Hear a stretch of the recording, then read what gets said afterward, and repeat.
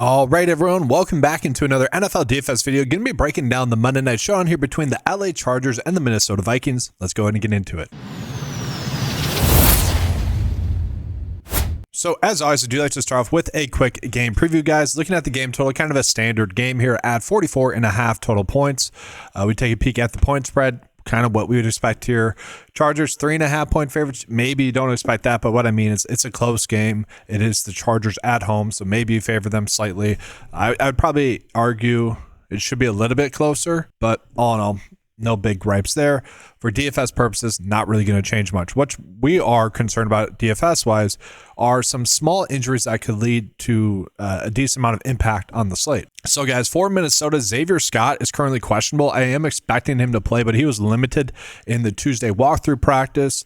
We'll see what the practice report ends up being for Wednesday. I do expect him to play, but we did see Jordan Mason get a bunch of snaps in the last game. I kind of read into it because of the injury to Xavier Scott, especially considering the fact that the Vikings ended up playing from behind for a little bit of that game. Jordan Mason ended up getting 77% of the snaps, so kind of interesting there. Jordan Mason actually gets one of the best matchups, if not the best matchup in this game, going against the Chargers defense that gives up a pretty high yards per carry average to opposing running backs, ranking out fifth most in the league at 5.14. They don't give up a lot of rushing attempts, but they do give up a decent amount of rushing TDs, 8. So there's a good chance that Jordan Mason does end up scoring a touchdown. He is a very touchdown dependent play. So for Jordan Mason, I'm probably either, I say this a lot, but I'm either playing him in the captain spot or probably not getting to him too much, because either he's going to score a touchdown and really pay off that price tag, or he's probably just not going to do much. He does get elevated if Xavier Scott is out. Now, guys, if Xavier Scott is out, CJ Ham, who's currently questionable, would actually be someone that would benefit, but Ham is potentially out as well. That could end up hurting the rush game as well. So a little bit annoying there. If you do think the Chargers are going to win and Xavier Scott ends up playing, maybe you could look at him in the flex, but overall, probably not a spot we need to get to. JJ McCarthy is also going to sit in this game. Carson Wentz is going to start once again, which for the pass catchers, I actually see that as a bump for the team. We'll see if that ends up holding true, but Carson Wentz will force some footballs in there, which I think is good for Justin Jefferson, Jordan Addison, TJ Hawkinson, and Jalen Naylor, the players that we'll be targeting. And I will say, I do think Carson Wentz is going to end up being a decent play on the slate, but I do kind of expect him to do what he's done over the past several of games. The issue with Carson Wentz is he simply takes too many sacks, and too many sacks on fourth down or third down. That has to be very frustrating for Vikings fans watching that, because other than that, you take that away, and you're very, I wouldn't say you're extremely happy, but you're happy with the results that Carson Wentz, your backup quarterback, has given you. Justin Jefferson does draw a more difficult matchup, but again, with Carson Wentz, we do expect him to get a heavy target share. We see 10, 11, and 11 targets the last 3 games. Love that there from him. He should be a safe contributor. Will he be the captain play of the slate? Probably not, but he is also someone I do think is going to end up having a good game. Jordan Addison, guys, now has seen 12, 6, and 8 targets. We know he's an extremely good talent. If it's not a Jordan or Justin Jefferson game, we know it probably will be a Jordan Addison game. I do think we want to be targeting him.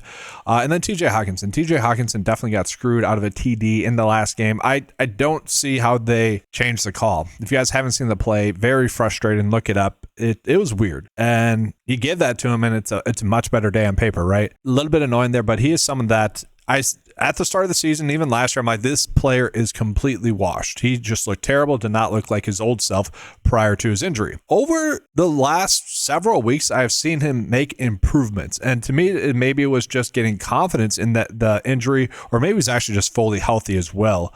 He has looked better really since week 3, I would say. Like once he started to break out there, it was kind of eye-popping. It's like, okay, I don't want to say he's fully back to his prime, but he's definitely not as bad, as washed looking as he looked at the tail of the season last year, and then obviously this year at the start of the season. So he's someone I think is firmly in play. Again, all the pass catchers are in play with Carson Wentz as the starting quarterback.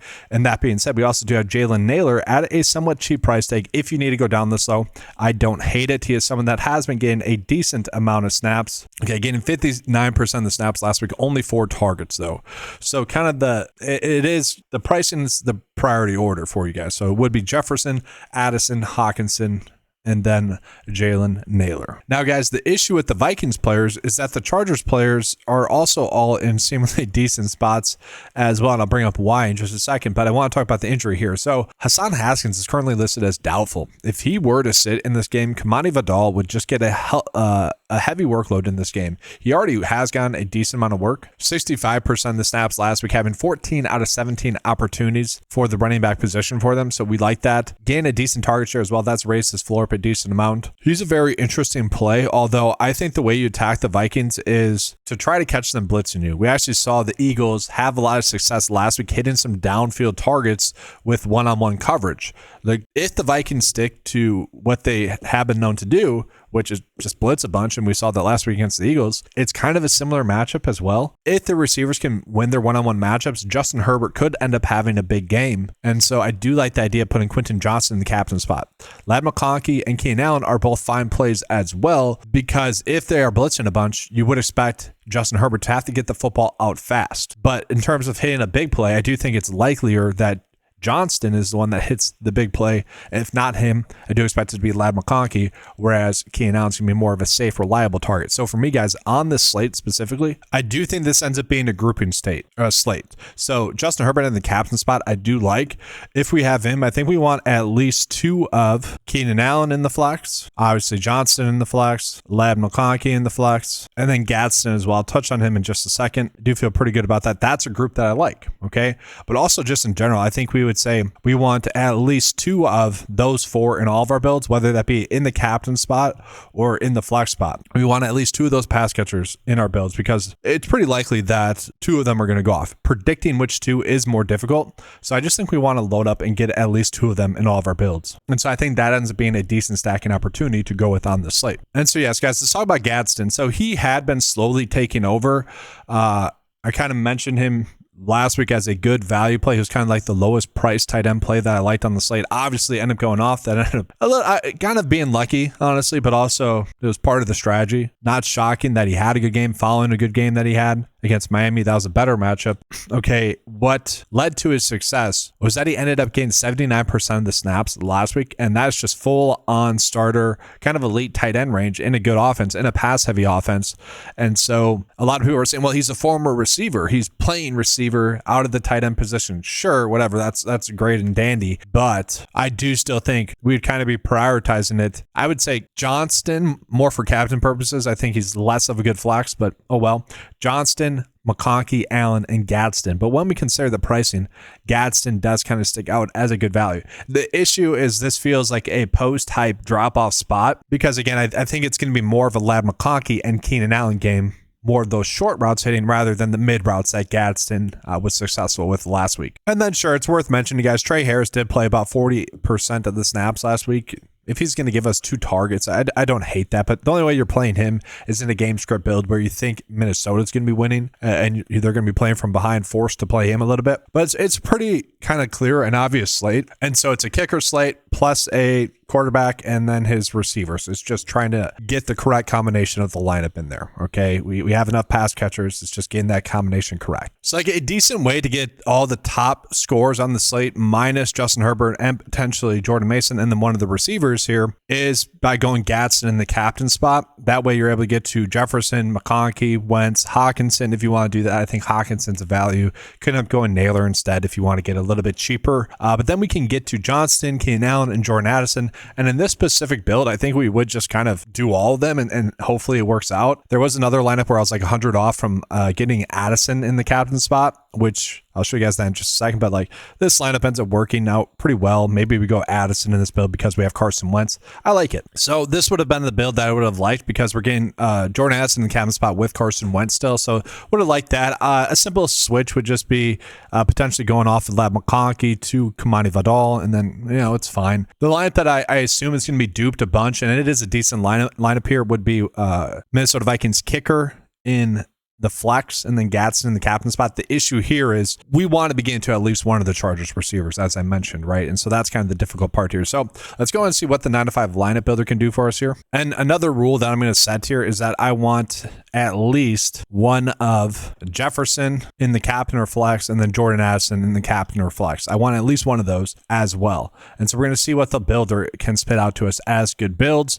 Could also do a rule that when a lineup includes Carson Wentz in the captain spot, we are getting to at least one of Jordan Addison, Justin Jefferson, Jalen Naylor, or TJ Hawkinson. And I would argue we want to do both, or two of those, sorry.